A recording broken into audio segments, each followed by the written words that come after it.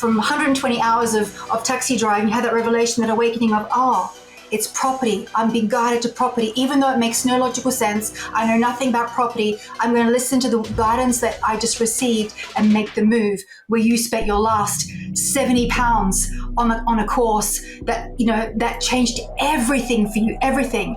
And so it's that dropping into surrender and faith, that even though you don't know the how, that even though you haven't got your 12-step plan, that even though you haven't got all your ducks in a row, that even when it looks like it's not working, that you just trust that everything's working out for you. And then the more you drop into soul, the more you drop into that listening of that inner guidance and now that to guide you, then you will achieve your results faster and easier with 3 steps instead of 12 steps. Instead of someone else's 12-step game plan of how your wealth will be created, you will tune into yours. Wow. Oh my days.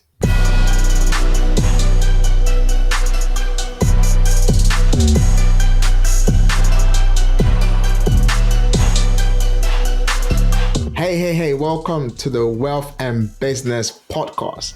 On this episode, I'm joined by a very good friend. You see, everyone that comes to my podcast is literally my friend, right? I always call them my friend. Yeah, I'm joined by a very good friend, Anna, who is a 7-figure business entrepreneur. Anna has grown several companies within her portfolio over the last few years. She has a business within the international speaking industry, as well as she's also a spiritual advisor, by the way, pardon me for that. And as well as she's been an entrepreneur for the last 23 years, and she's been helping a lot of female entrepreneurs start, grow, and scale their business. And without further ado, I want to welcome Anna to the Wealth and Business Podcast. How are you doing, Anna? I'm absolutely fabulous, Daniel. Thank you. How are you? Thank you for coming to the Wealth and Business Podcast. So for those who don't really know you, right? So just tell us a little bit more, because sometimes I always believe the guest is usually the person that does the biggest, justice to the actual introduction of who they really are and a lot of accolades that they hold around them. I mean, you've done some amazing things as a female entrepreneur in the UK. So tell us. I've been entrepreneurial since a very young girl. So in school at 13 years old, I started my first company selling toffees at school for 50 cents. And there was a lot of sugar and a lot of ants in my mum's kitchen. So that business died a very quick death. And then I launched my next business at 18 years old, and then my next business at 21. So I've run several companies throughout my time. I have worked as an employee in organizations, but the longest I ever lasted was usually about a year before I got fed up with being on time and having a boss and long hours and no overtime. So I really, at some point, I decided enough is enough, and I'm just going to go full into being an entrepreneur. So I've run 5 companies in total, and I've evolved so many different times. So I started as a graphic designer, then I became a web designer, then I became an interior designer for property developers, some of the most luxurious property developers in London, developing their marketing show apartments and suites and apartments, and then moving into becoming a spiritual teacher. Now, the spiritual teacher beat was a complete accident. I was just on the journey of personal growth and development. So again, from a very young age, mum and dad were into network marketing, and would be listening to Tony Robbins and Brian Tracy in the car. So I was always into sort of listening to personal development. And so I really wanted to shift my mindset to become a better person, because I knew that the game of entrepreneurship was 80% psychology, 20% strategy. And so now I have 2 companies, Burgeon, which is my international theta healing school. So we've trained thousands of people around the world to become therapists and healers. And then I've got Anna Kitney Coaching, which is my coaching mentoring company, where I help creative and spiritual entrepreneurs to start and grow their business. Wow, what a fantastic, introduction right there, from yourself. You've done really well. You see, I always speak about entrepreneurship is about self-discovery, evolving, and obviously keep re-strategizing and rediscovering yourself. And again, you once more demonstrated the fact that, we have to identify where we started from and how far we've come and how we can obviously create an impact. let's talk about spirituality. The topic around spirituality, for me, I'm a Christian. I go to church and I believe in God Almighty. Now, when it comes to spirituality, there's always different perspective of how people look at it when it comes to your business.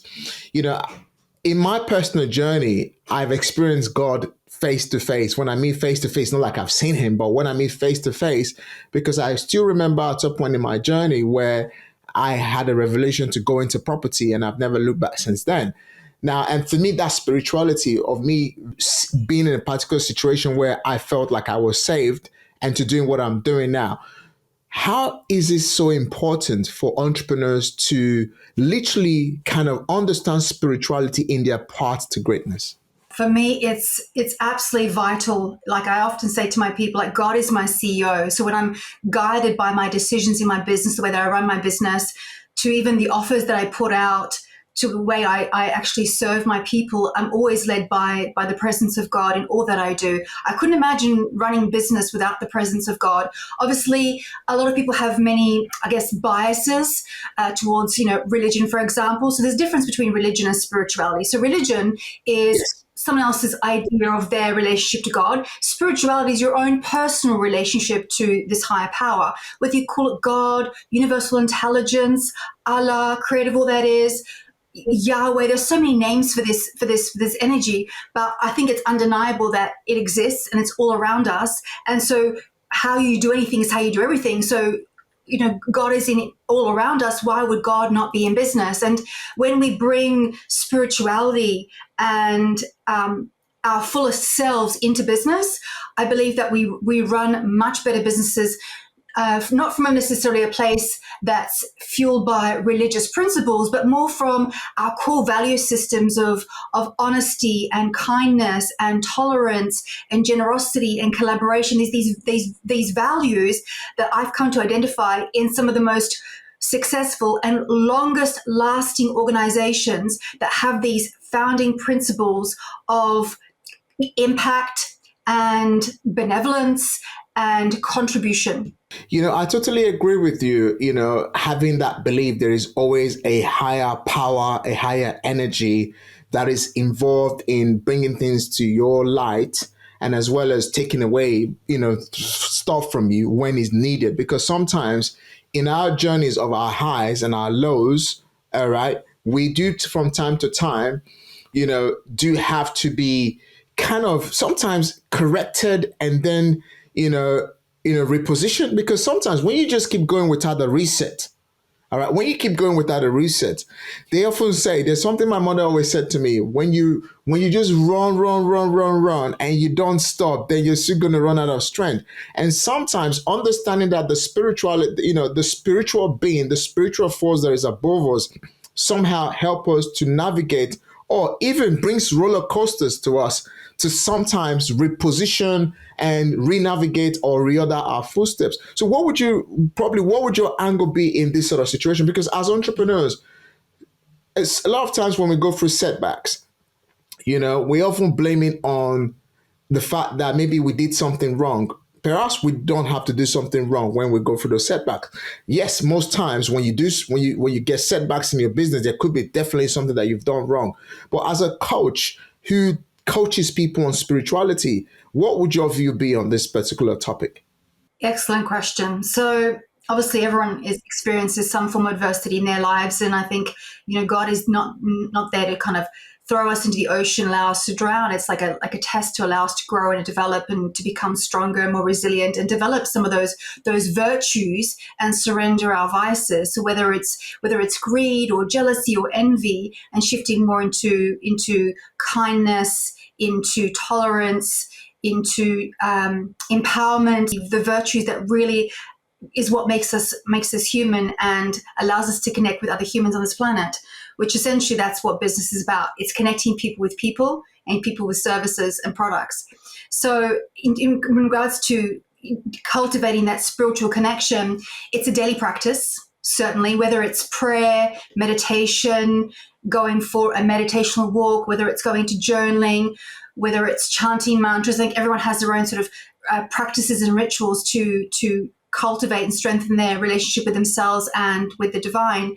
I think it's an important skill to develop on a regular basis, a habit to foster, so that infuses not just in business, but in all that you do. And by having God by your side, I feel we're able to weather the storms much more easily, that knowing that the answers are always within. That I always tell my students, God is your coach, always on your shoulder, always, always, you can always receive answers. So whenever you don't know something, you just go into prayer, go into meditation, you just drop in and surrender to that guidance that's always within, always speaking to us, but we're not always listening. And so that's the daily practice of the spiritual practice, is to go into that silence, go into prayer, go into meditation, to actually get the answers within, to know that the solution is always already inside you and that everything is working out for you, not against you. Completely agree that not every time something is working against you, but something is also working for you. Now, let me take 2 steps backwards, from the conversation we've been having so far. How did you even get into spirituality, or what led to the discovery of you going into a spiritual journey as an entrepreneur? Yeah, as I said, it was actually quite by accident. I've been a student of personal development since a very young girl. I remember my parents got me tickets to Bob Proctor's and John Canary's Born Rich program. And I remember listening to the guided meditation with Bob Proctor taking me to Lavender Light, and I was hooked. But I had a lot of limiting beliefs around religion and spirituality that really made me be repelled from the spiritual path and really more into the mainstream personal development arena. So, the Brian Tracy's of the world, the Tony Robbins and things like that. And so I was about 30 years old, and I was having persistent lower back pain. And I would have like acupuncture, and it would go and come back, and it got so unbearable I simply couldn't sit and concentrate on the work that I was doing. And so at that time, my mother had studied theta healing. And so I phoned my mum. I said, Mum, can you do your woo-woo thing on me? Can you do a healing on me? I've got this back pain. And so she's in Australia, I'm in England. So she said, you go to sleep, and overnight I'll do the healing for you. We'll have a conversation in the morning. So I wake up in the morning, my back pain is gone. And I phoned up my mum. I was like, what'd you do? It's gone. And she said, lower back pain, sciatica, is linked to fears around financial support. And she said, she told me about the beliefs that she changed inside me through the divine. And she said, everything's going to be fine. You can stop work and have children. Now, I had told my mother I was going to stop work and have children. I had told her that. So she knew things that she couldn't possibly have known because she received that guidance from the divine. And so I was like, ooh, there's something in this. This is interesting. And so about a year later, I gave birth to my son. I had this little floppy thing crying and pooing and things like, oh my God, like I need to increase my intuition to be able to communicate with this child. And so about a year later, when I had finished breastfeeding, I attended my first course. So I just researched what this theta healing is, and I booked my class, and I attended the seminar, and the gentleman was in a suit, which kind of fitted my framework of personal development. And then within the first half hour of the class, we're going to guided meditation, connecting to the divine, and doing intuitive body scans of other students. And I was receiving information from the divine that I couldn't possibly have known about the other person. That when I share this information, this intuitive information, I was like, oh, I'm just making this stuff up. But when I received this information, the person relayed back, oh my God, yes, you're right. I'm like, this is insane. This is like Harry Potter school. I didn't even know this stuff was real. And I got hooked. And so then from course to course, I deepened my spiritual connection. I started to clear my beliefs in a very rapid, systematic way. Beliefs about my self-worth, beliefs about my relationship to God, beliefs about myself as a woman, beliefs about myself as a mother, beliefs about myself and my relationship to money, to sexuality. It was spiritual therapy. And it's like in the Matrix, the red pill and the blue pill. Once you've been spiritually awakened, you can't go back because you see the world in a whole new, different way. Wow. Like, I don't even know what to say. Does that even exist? I've taught thousands of people around the world to do what I do. So this is why my clients pay me the big bucks for my intuitive skills. I've had property developers have me tune in and scan properties, their business, team, look into the future to see potential outcomes based on different decisions. Like this is a game changer in business. The intuition is so underutilized in business, and everyone has access to this. My next question to you is, if what you teach people to do and how you teach people to basically create that life, because I've always been a school of thought that actually everything that we ever wanted we can get, but this is just basically through my specific life experience. So how can you then coach people to actually not just imagine the fact that yes, I can become great, I am well, I am healthy, that they can actually see it manifest just within the twinkle of an eye? Excellent question. There's a number of components to this. The first part is obviously clarity, knowing exactly what you're wanting and why you want it. I think a lot of people create goals, dreams, and desires from ego, from an overcompensation. I'll give you an example. I've worked with a few multi-millionaire men. And the pattern that I observe with the men that I've worked with is they've got father issues. That somehow the father told them they were a loser, they were not good enough. And what they do is they overcompensate. Like, I'll prove my father that I'm wrong. And they go away and amass millions. And no matter how much millions they have, it's never enough. So the drive and the push to create a massive wealth, to become rich, is from a place of needing to overcompensate, because deep down they don't feel they're enough. So no matter how much money they're making, they're not enough. So knowing your goal is one thing, but knowing why you want it. What is your primary motivator? So the primary motivator, or I like to call it the high value goal. The high value goal is beyond having my needs met. So beyond a boat and a car and kids in private school and a fancy house and lobster and caviar, beyond that stuff, why else? Why else?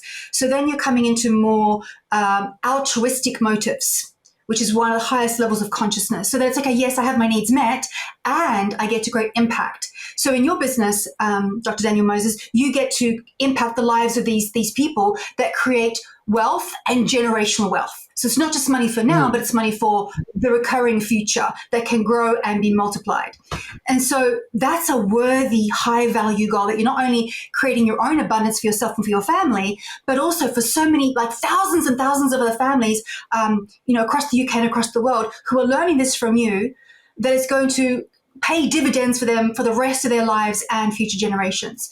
So that's a high value goal. So knowing what you want and why you want it.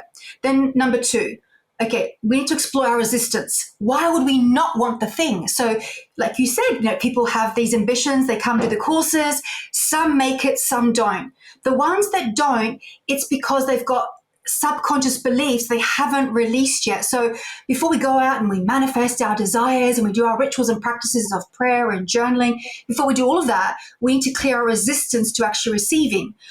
Like, you would agree that most people want plenty of money so they can live a good life, whether they acknowledge it publicly or not. I think most people want to live a comfortable life, have not just their needs met, but go on a holiday, have a nice car, put their kids through a good school, live in a safe country. I think most people would agree that's what they want. But why are people not creating this? Because on a subconscious level, we have resistance that says, a belief that says, oh, money's bad, wanting more money is going to make me greedy, that wanting more money is going to make me hedonistic, selfish, that if I'm rich, then I'll lose all my friends. If I'm rich, it's going to be dangerous. So all of this is running on the subconscious mind. So the people who want to make the moves, they do the training, they do the development, but they don't make the move because there's this like energetic resistance, and it's all that subconscious programming. Now, whether it's from this life, from our ancestry in our DNA, where we carry belief systems from our ancestors 7 generations back, by the way, whether it's collective consciousness, like the culture of England, where obviously speaking about money is very sort of taboo, or, countries like Dubai, where sexuality is also suppressed and taboo. So we have these like collective consciousness programs that stop us from actually making the moves. We know what we should be doing, but we're not doing the moves because of this programming. So clearing the resistance. So through like theta healing, for example, NLP, EFT, there are so many tools for changing mindset. We reprogram the resistance. Once the resistance is gone, when you ask, it is given. So when you ask God for what you're wanting, you receive because you have no resistance to receiving. Most people say, okay, they're praying, God, I want, I want to make more money. I want to, get out of this difficult situation. They're praying, but they're in the energy of hope. They're not really expecting God to answer their prayers. They're just like in the hope energy. And on a subconscious level, somewhere it's serving them to stay stuck. So now we come to the kickbacks. What's the good thing by keeping your revenues low? Well, if I keep my revenues low, then I pay less taxes. If I keep my revenues low, if I make a mistake, then the mistake won't be as financially expensive as if I'm a $500 million business owner. So now we get into like, how is it serving me to stay stuck? What are the benefits of staying in an unhappy marriage? What are the benefits of staying unhealthy? Well, I'd have to go exercise. I get to stay at home and watch Netflix for hours on end. I get to be comfortable. But if I go and exercise, I'm going to be going through pain. Or a woman who might be scared to lose weight because she's afraid that if she becomes slender, that she'll attract undesirable attention. So she keeps the extra weight on because she believes that this is how she gets to be safe. Or a woman who sabotages her finances because she believes that a man should take care of you. And if she earns more than a man, she demasculates the man. So we could have a whole podcast on mindset just on its own. But before we go into manifestation, if you will, asking for what we're wanting, clarity, knowing why you want the thing, clearing your resistance. This is crucial because none of the strategy will work unless you clear your resistance, or you're going to manifest a big mess for yourself because of this subconscious programming. Wow. I am so blown away. Like, I'm going to bring you back here on this podcast and we're going to have more deep dives into various, because I am so like, I was having a very interesting conversation with someone the other day. And he said to me, because for me, I've been through so much adversity, I've been through so much challenges in my life that could have stopped me, even to get to where I am. And he said to me, he said, Dr. Daniel, he said, you're trying to be wealthy for yourself. And that is a good thing. You're trying to help others become wealthy. Now, a lot of people teach get into property, but you started to teach wealth creation. And he said, that's a good strategy because people talk about property and people talk about, okay, yeah, buy to let, but you're talking about actually, no, create wealth and build long-term legacy. Now, when it becomes the word wealth, people often, all right, just don't think about wealth. People often just, I want it now. I was listening to, because I listen to a lot of cleansing materials online through different, programs every now and then, especially in the mornings to kind of fuel my day. And there was a specific program I was listening to. He says the world has become accustomed to instant miracle. The world has become accustomed to, I want it today, now. I want it now. People don't want to wait for tomorrow. Now, as a spirituality coach, is there any way that even though someone like the guy I was speaking to said to me, oh, Dan, you're trying to be wealthy for yourself, and that's good.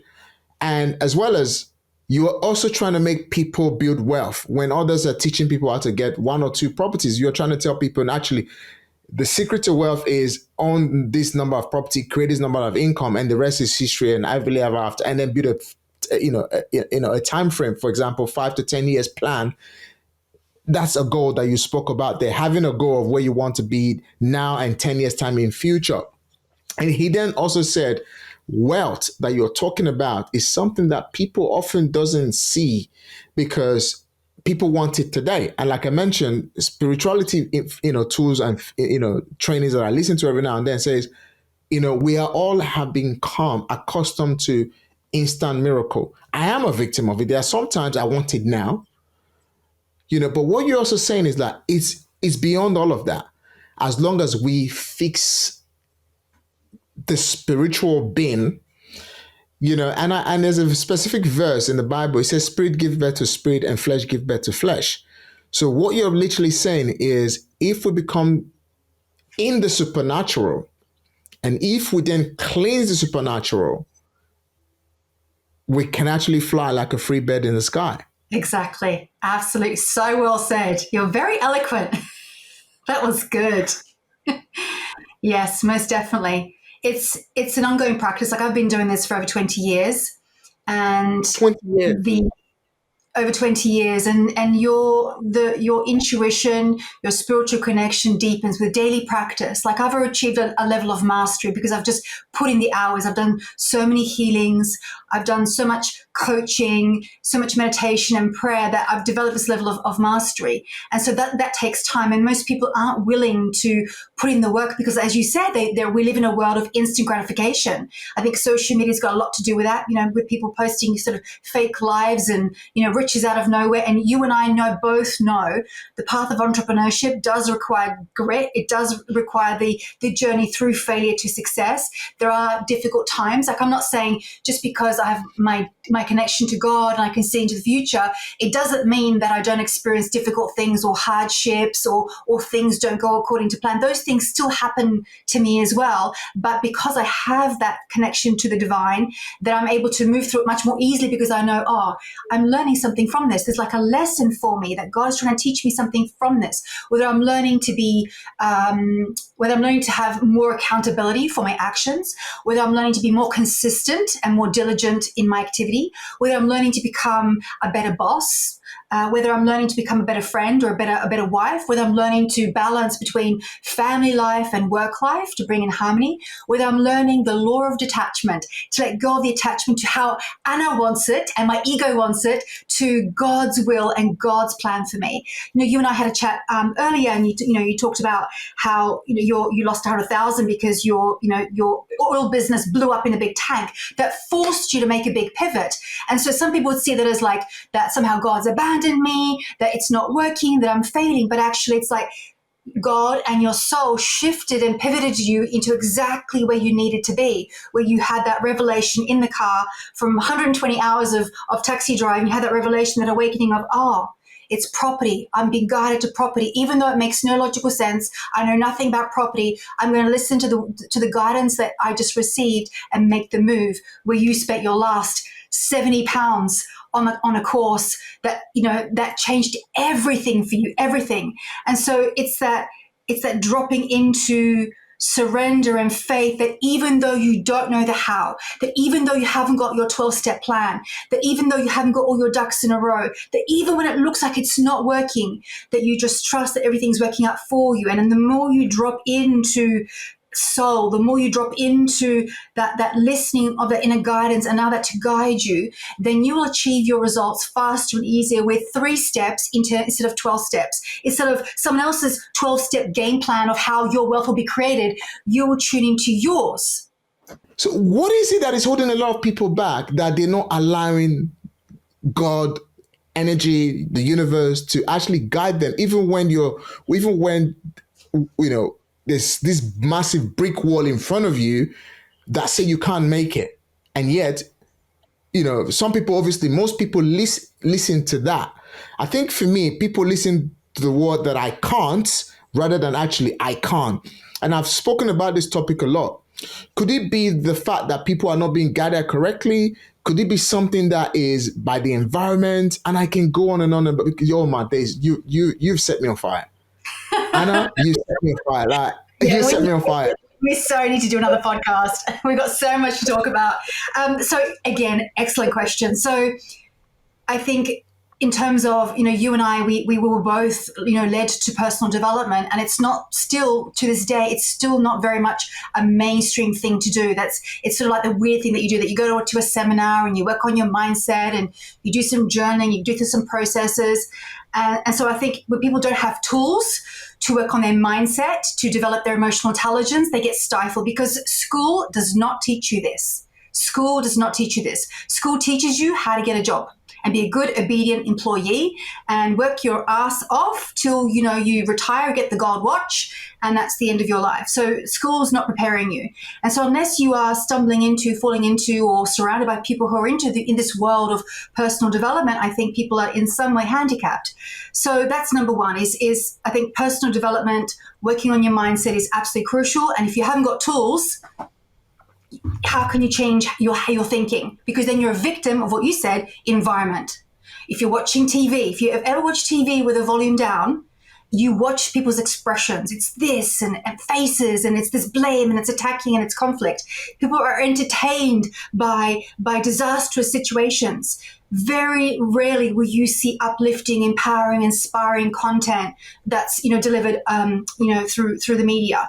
And so people are programmed to look for what's wrong and why it's not working and why you should stay small and not rock the boat. And typical example, during the pandemic, people shrunk. During that time, they shrunk. You grew your business to millions. Most people, they shrunk. They pulled back. I tell a story in one of my courses of my take on the recession. And it's like the analogy of the lobster. So the lobster must shed its shell like multiple times during its lifetime. It's a very uncomfortable, painful process, and sometimes it loses limbs. So by the time in its first, I think, several months of life, it's shed its shell about 20 times.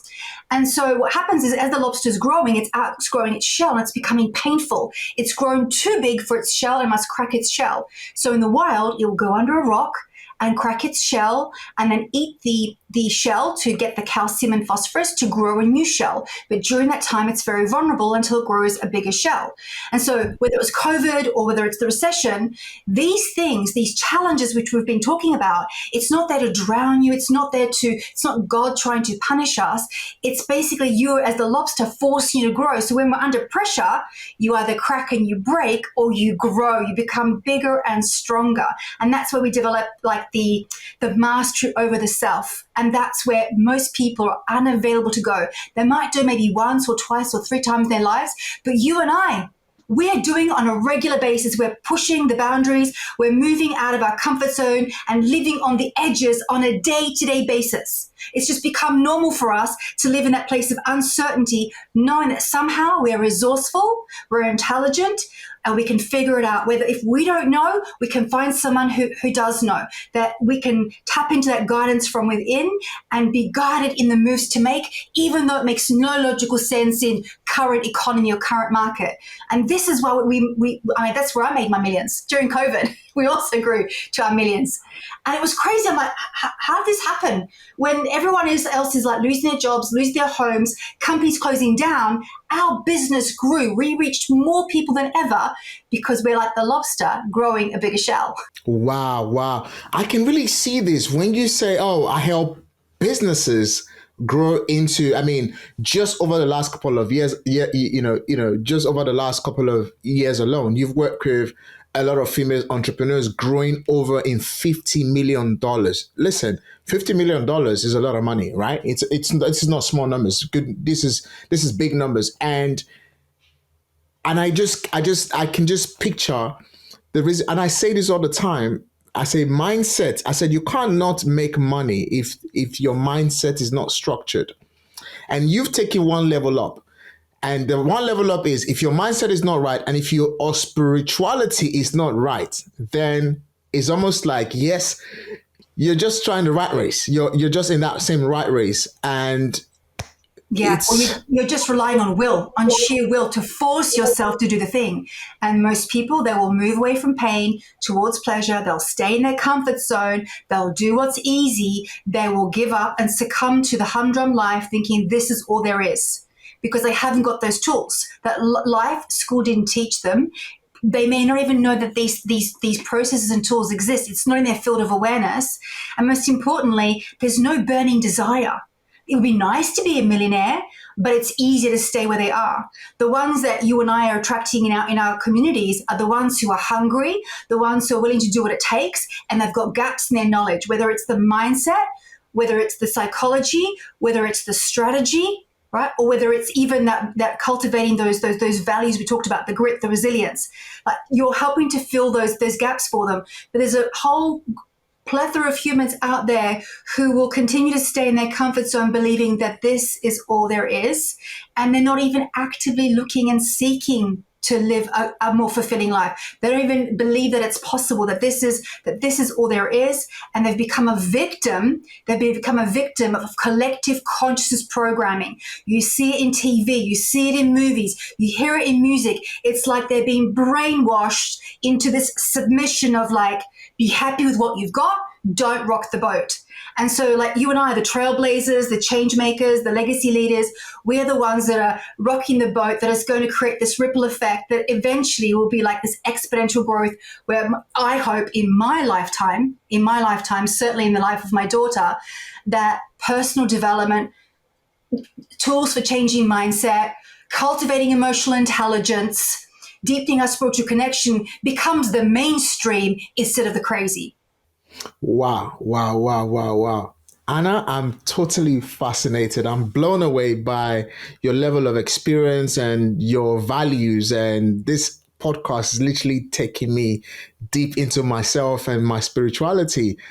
Wow, it's been so amazing to have you on this Wealth and Business podcast episode. Now, before we go, there's something I want to ask you. How about people who try to keep you small? So I'll give an example. A lot of people still ask me, when is enough enough? And a lot of people ask me these days, when are you going to be satisfied? I had a very interesting conversation. I'm gonna basically use myself as a case study. I had a very, very interesting conversation in a couple of months ago, not last 3 months. I had a conversation, and someone asked me, "Oh, you wrote the first book. That was okay. Why do you want to write? Why are you writing a second book?" And then somebody asked me as well. He says, "You always talk about you being building a 9-figure business." Because I actually, on my profile, I said, on my journey to becoming a 9-figure business. And I get asked all the time, but what would your advice be to me? That's number one. And for those who are, for those, obviously, I, got a lot of audiences, people who listen to this podcast, and they're like, oh, Dr. Dan, I love you. I'm inspired by your work. I really want to do what you're doing, but I can't. It's hard. What would your words be to me first, and then to my audience? Okay, so try and give you the short answer here. So when is enough enough? It's never enough, because at some point you're making so much money, it's no longer about the money. You can buy whatever you want. That's no longer your main objective or motivator. That actually the money is a byproduct of you just being you. When you're in your beingness, that like if I don't get out of bed and work, and not because I have to, but because I choose to, that it lights me up, that when I'm on podcasts like this, or when I'm coaching my group, or when I'm working with a client one-to-one, that's what lights me up and fuels me. When I get testimonials like the one I got the other day, that one of my members in a group program, she's just done her second 6-figure month in a row. Like that just makes my day. So it ceases to become about the money, and it becomes about feeling like your life and your existence has meaning and purpose, that you're writing another book, not because you want to become more famous, although that is a byproduct. It's not that because you're using the book to sell another offer, that the book is out there because it's trying to come through you as teachings that some people that may never get to your workshops can still read and benefit from, that something inside you is calling you to share what you know, your lessons, your teachings, that transmission, the coding is wanting to come through you to impact millions of people around the world. And you don't know where that book's going to go after you've left this earth. You don't know the amount of people it's going to impact in this year, next year's, 10 years, 50 years time. You don't know where that's going to end up in whose hands. And it could just be the one person that reads that book that you're meant to write it for. And that person changes the course of the entire planet. You just don't know where it's going to land. So you write the book not because it's a money-making thing or it's a promotional thing. You're writing it because you're being called, because you want to make the impact, where you're seeking to grow a bigger investment portfolio. You're seeking to grow your business to billions. Billions is fun, and it's a fun game. I understand the business of entrepreneurship. I love the game. I love the pressure. I love learning new things. I love walking the edges of my comfort zone and seeing what's next and being in the uncertainty. I love all that. And so the motivator ceases to become, I need to become a billionaire so that I can be rich and have nice things, because you have those already. That ceases to be the motivator. The motivator is your soul's purpose, your dharma, your calling, your very beingness, that you're not you unless you are doing you. And if doing you is speaking on stage and empowering 2,000 people in India, or speaking on stage and empowering 5,000 women in New York at Global Woman Club, you're doing you because that's who you are and you couldn't be anything else, because it would feel empty and hollow. That at some point, money doesn't fill the void. The fulfillment of your calling does. So it's never going to be enough, because the motivator is different. And then the second question to, the people who who look at you and they see you successful and how rapidly you achieved it and your background, and like, well, that's not where I've come from. I came from this country, or they have their story, their excuses for why they can't do what they do. The first thing is their goal shouldn't become to be like you. Their goal should be to be the best version of them. So you as their coach, you as their mentor, as their guide, it's to draw out from them the best version of them.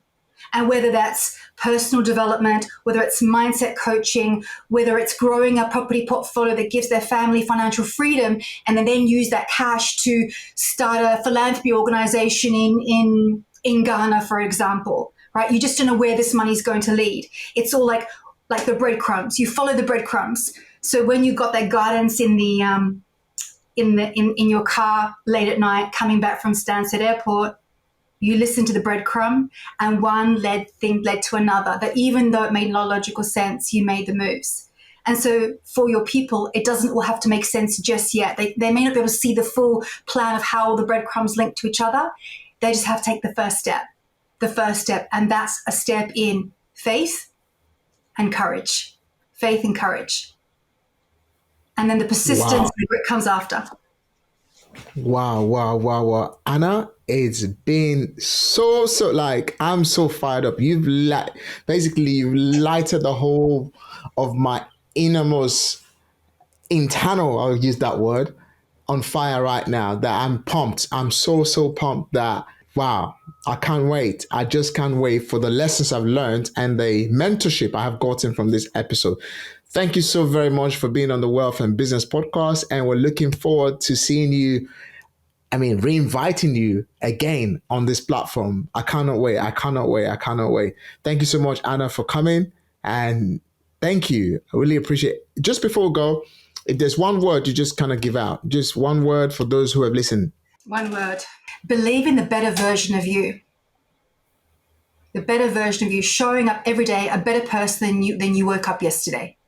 That's it. Those small steps, daily small steps, and one day you'll wake up and you'll be a whole different person. Wow, you heard it from the spiritual queen. Guys, make sure, be the best version of yourself. Anna, thank you so very much for being on the Wealth and Business Podcast. My pleasure. Thank you so much.